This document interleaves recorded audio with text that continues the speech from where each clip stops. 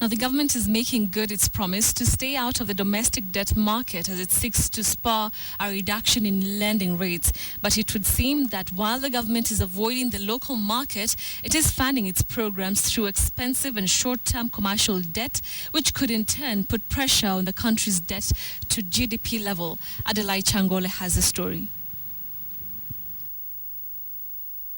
President Uhuru Kenyatta has made no secret of his desire to see bank lending rates fall below 10% within the next year.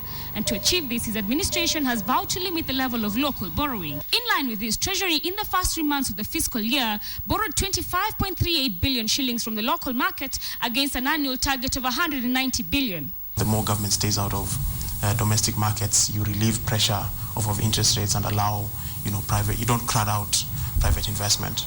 And while the government is staying out of the local market, it might be funding its budget programs through expensive and short-term commercial debt. According to the report, while the government had budgeted to borrow 36.43 billion shillings from non-concessional commercial sources this year, it has so far borrowed a whopping 103.2 billion shillings in just the 3 months of the fiscal year, overshooting its estimates by 66.77 billion shillings or 183%. We are taking on more expensive debt instruments, debt instruments which require to be paid immediately. At least there is no grace period for non-concessional loans. And that puts pressure both on government to raise revenue today, but also on the debt portfolio.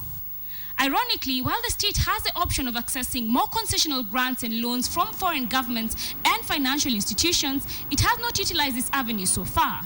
According to the report, while the state had budgeted to borrow 36.18 billion shillings from the foreign governments and international organizations in the fiscal year, it has so far only borrowed 5.13 billion, a mere 14% in the 3 months.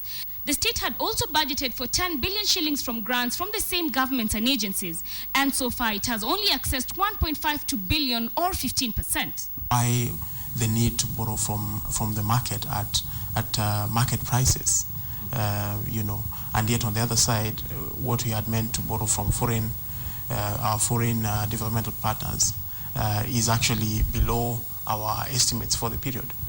But even with the increased borrowing headroom brought about by the rebasing of the economy, is the current trend of relying on commercial debt sustainable? The Institute of Economic Affairs thinks otherwise. The government needs to clearly define for us the kind of debt management strategy that they are taking on, given that we notice the concessional or rather non-concessional lending has actually gone up by more than three times what was intended. Adelaide Changole, KTN Business.